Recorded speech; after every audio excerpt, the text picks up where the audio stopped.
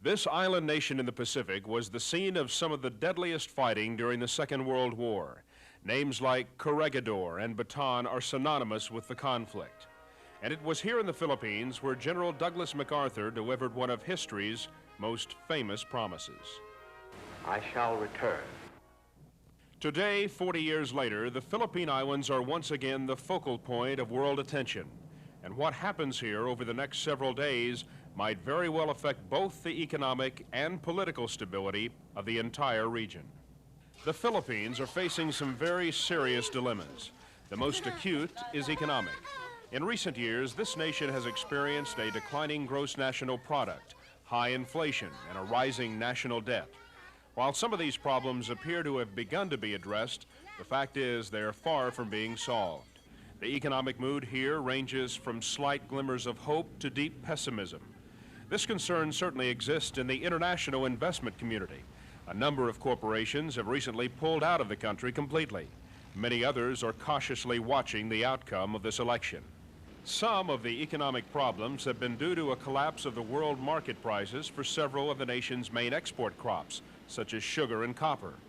But government monopolies and continued governmental interference in the open marketplace have severely affected any potential economic recovery. Secondly, there appears to be a widespread lack of confidence in the Marcos administration. This has intensified over the last 3 years since the assassination of Benigno Aquino, the major opposition leader of the president. Thirdly, there are concerns over a continued growth of communist insurgency known as the New People's Army, or the NPA. Its growth can be partly attributed to the continuing political and economic problems. Well, those are the main issues in this election.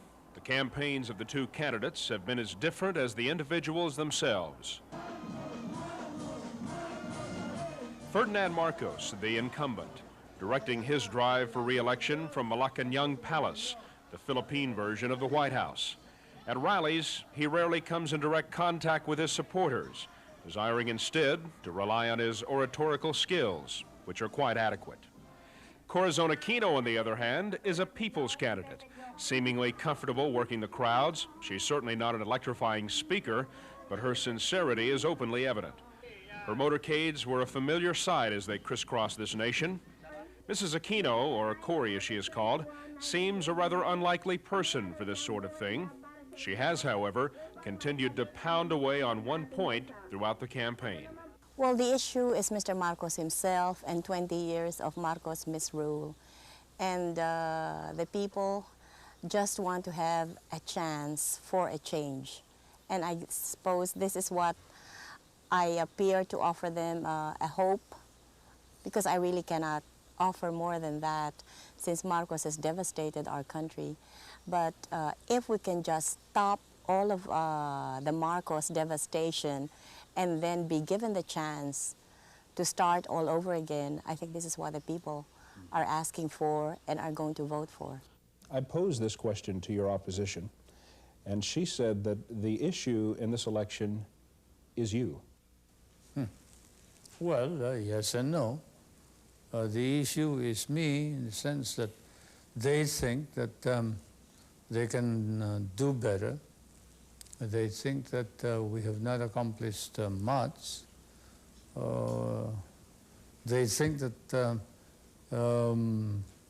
government is corrupt, and the purpose of the election should be to place a new government that would be capable of changing all of this. The campaign has become extremely emotional during the final weeks, sometimes even dividing families. Mrs. Aquino's biggest political liability may have been a statement she made that if elected, she would welcome communists into her government. A statement that didn't sit well with many Filipinos who were among the staunchest pro-democratic people to be found anywhere. I asked Mrs. Aquino about that remark. If these people will come down, first of all, will lay down their arms, will renounce all forms of violence, will pledge allegiance to the new government, I believe that there should be a free market of ideas. And let the Filipino people decide, because I'm so confident the Filipinos will never accept communism. And that's why I have been saying this all along.